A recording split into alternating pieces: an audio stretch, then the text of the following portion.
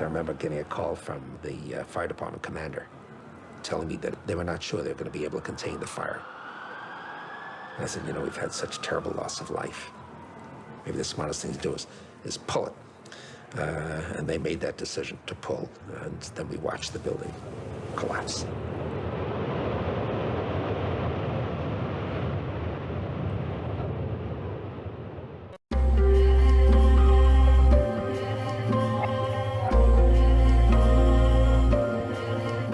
Just moments ago, I spoke to the chief of safety for the New York City Fire Department, who was obviously one of the first people here on the scene after those two planes were crashed into the side, we assume, of the World Trade Center towers, which used to be behind me over there.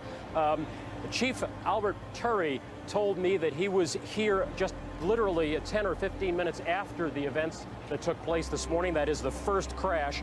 The chief of safety, as I said, chief safety of the fire department of New York City, told me that shortly after 9 o'clock, he had roughly 10 alarms, roughly 200 men in the building trying to effect rescues of some of those civilians who were in there, and that basically he received word of the possibility of a secondary device, that is another bomb going off.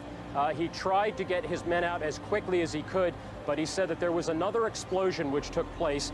And then an hour after the first hit here, with the first crash that took place, he said, there was another explosion that took place in one of the towers here. So obviously, according to his theory, he thinks that there were actually devices that were planted in the building. One of the secondary devices he thinks that took place after the initial impact was, he thinks, may have been on the plane that crashed into one of the towers. The second device he thinks, he speculates, was probably planted in the building.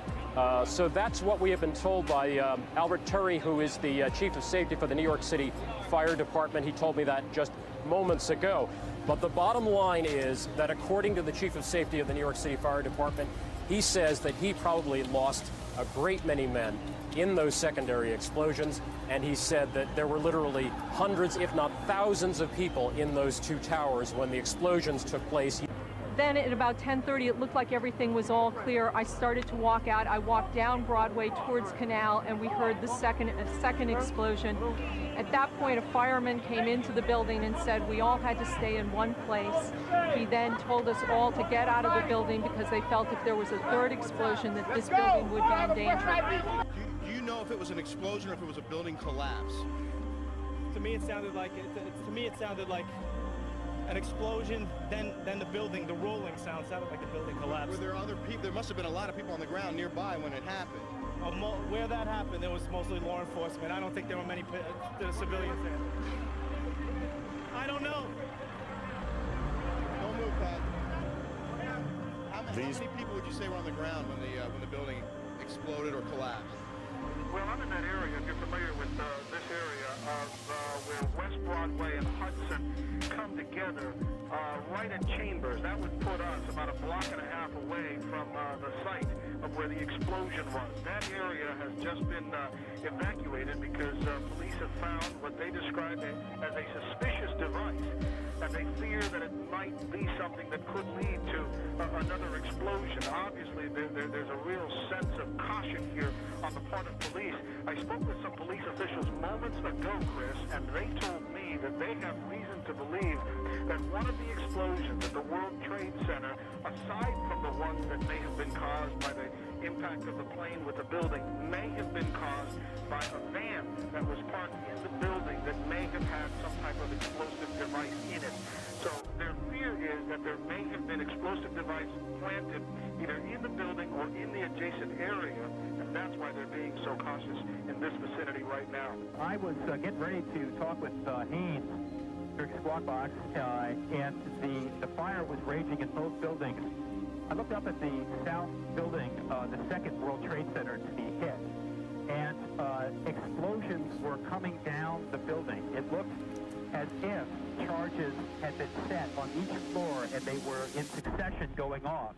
Now, this was probably not what was happening. It just looked that way to me. The building just blew out floor by floor, and it probably had something to do with the structural damage that was done by the plane hitting it.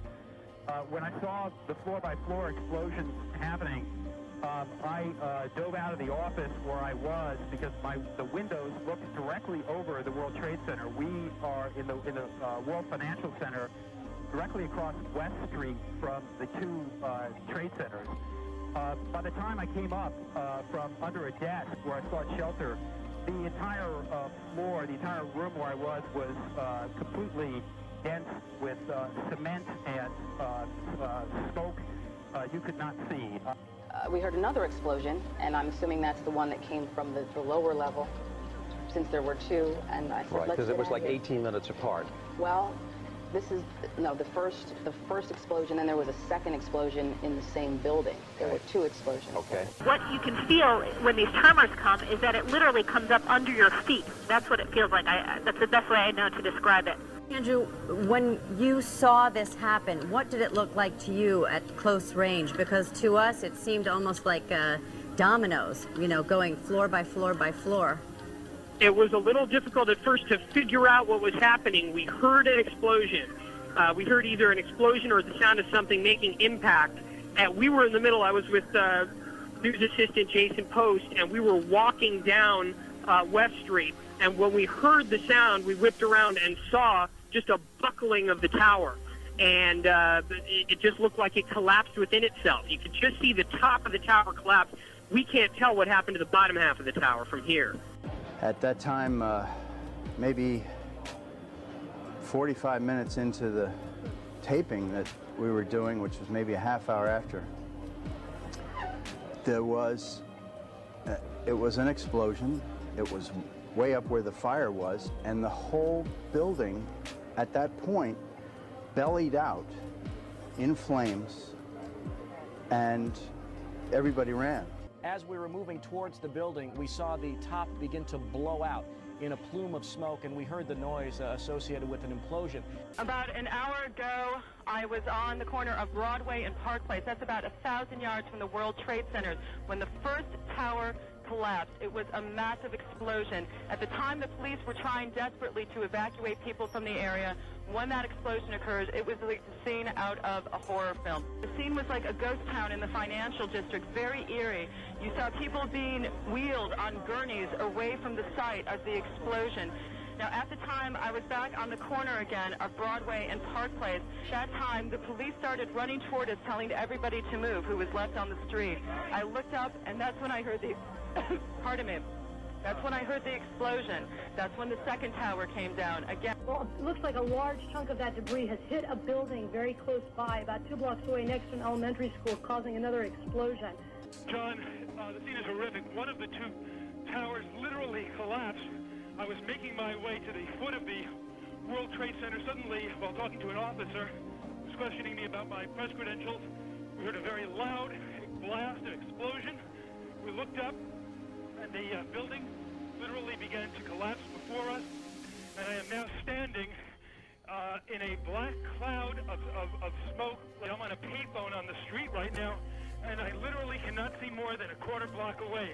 That's how thick the smoke is. I'm on Murray Street in West Broadway, for those who know Lower Manhattan.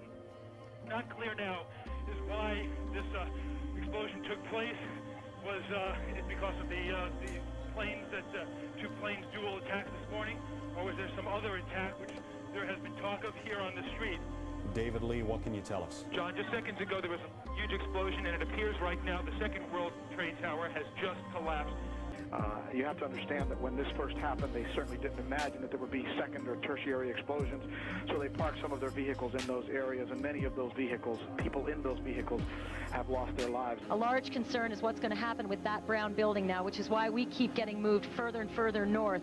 You can see people down on the street moving towards us, even media who originally were allowed to have more free reign to report this story. We're being pushed out as well because there was some concern that there might be additional explosions, possibly other bombs. Oh my God, Chris, this is incredible. I'm looking right at it. What are you seeing, Ashley? Well, I saw the explosion for one. Did you feel it? Everybody, I can smell it. Everyone around screamed at the time that it happened. It's just unbelievable. I can't see that it's another building. It looks almost in the same position as the second bomb or second explosion. North of it, but I have a bird's eye view of what's happening. And this is what the route that I'm on is the emergency route right now, so all of the emergency vehicles are streaming past us. But as I was looking up, I saw the entire explosion. It looked exactly like the first two. Well, we just heard another explosion go off a couple of minutes ago, Chris, and saw a bunch more people sort of running this way. A woman on her bike was screaming as it went off, and there was a New York City officer. He was plainclothes walking by with a radio. I tried to stop him to ask what happened, and all he said was car bomb, and then I couldn't press him for any more information. He said, I have no time for this. And this is why it's so difficult for them in this area where we are. Imagine they came here originally to deal with the crisis. They set up some command centers, and they had many of their chiefs and many of their supervisors in the area of the building. The second and third explosions literally have wreaked havoc on those field forces and those command centers, so they've had to back up, and now they're trying to see how they can approach it again. I was right next to the South Tower. I was about 2 blocks away. It was just a small explosion, and then rocks and debris and everything started pouring down. 10 o'clock this morning, photographer Glenn Mayrose and I, along with FBI agents, police officers, fire officials, we all thought for sure a bomb was set to explode underneath our feet outside 7 World Trade Center. We took off running for our lives north on Church Street. We had no idea the top of one of the Twin Towers had just exploded. As others looked back in shock and horror, we started another interview with a Port Authority engineer who worked at World Trade Center and spoke to us about the strength and integrity of the skyscrapers. Then, suddenly, the second tower erupted right before our eyes. Seconds before the explosion happened, there was another renewed kind of interest in really getting people away. Because, of course, out of curiosity, everyone's trying to get close. Everyone's trying to get pictures of the World Trade Center on fire. They started screaming, get back, get back. There's another explosion happening. I guess they were being warned on their radios that the top was going to come down since it was burning for the better part of half an hour. As they screamed to get people back, they started screaming, leave Manhattan if possible. Everybody leave Manhattan if possible. The ladies that are with me were in the World Trade Center in the first building and escaped through the lobby, where they report that they believe there was a bomb in the lobby. And even the turnstile was burnt and was sticking up, and they just told us to run. And as we were coming out, we passed the lobby. There was no lobby. So I believe the bomb hit the lobby first, and a couple of seconds in the first plane hit. There were those who came together, and through the darkness of this world and through agreement, let me say it that way, they came together in agreement, and 9/11 became a blood offering. It was a sacrifice. Those people were killed. That event did take place. Like I said in one of the previous videos, the God was having me in a place where He had told me that a change was coming. It was spiritual, not physical. Understand, the spiritual change that took place was phase 1. This began something in the spiritual realm. And at this blood sacrifice, and this is how God explained it to me, because they had come together in agreement, this thing would not be withheld from them. You know, God doesn't do everything. But just like Israel, and God help us, God wanted to be their God, but they wanted a king over them. At this blood sacrifice, it opened up something.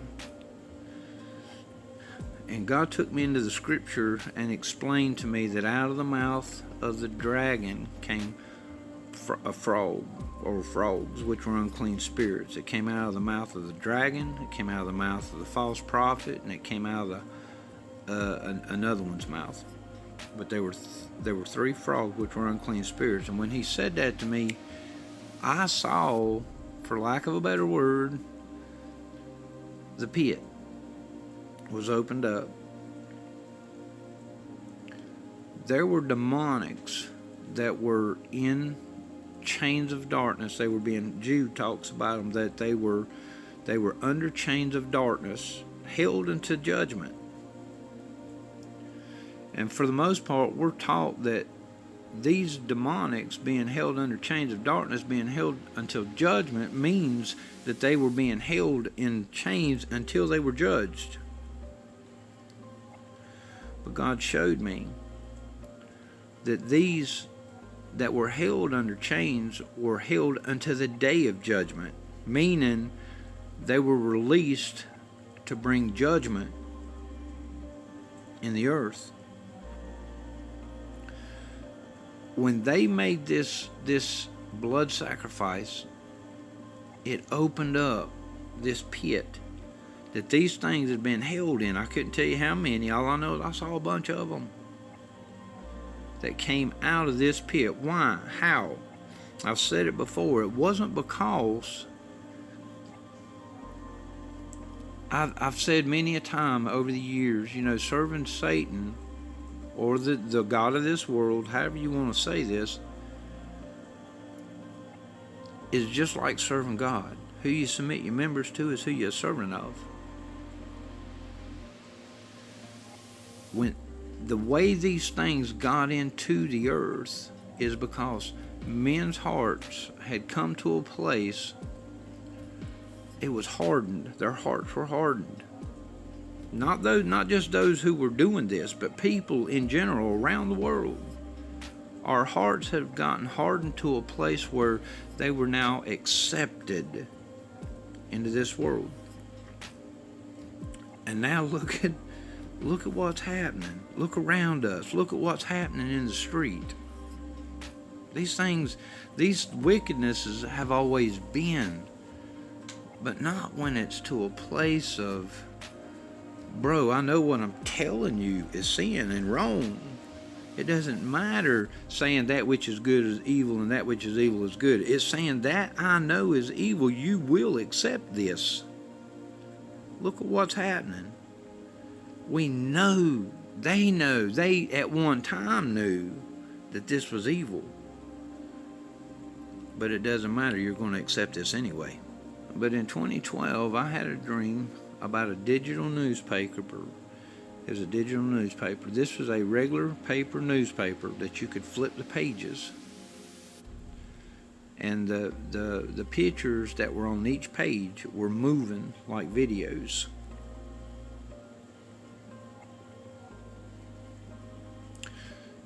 And the scripture came to me that the second beast will cause the world to worship the image of the first beast. And now I look at it in hindsight. Here we are, whatever, 10 years, 12 years, whatever it is later. And I don't care whether you're looking at YouTube. I don't care if you're looking at the television. This second beast has something to do with the media. Whether you're talking about something written or whether you're talking about a video. And it causes the world to worship the image of the first beast. This first beast system that these things that we're seeing broadcast to us, the majority is being lies and hiding truths. But it causes the world to change their mind. Well, maybe that's not wrong. Maybe that ain't sin. Maybe it's an individual choice as to what truth is. To where it's beginning to usher in judgment. This ain't about the United States either. Because I see people tripping on the United States.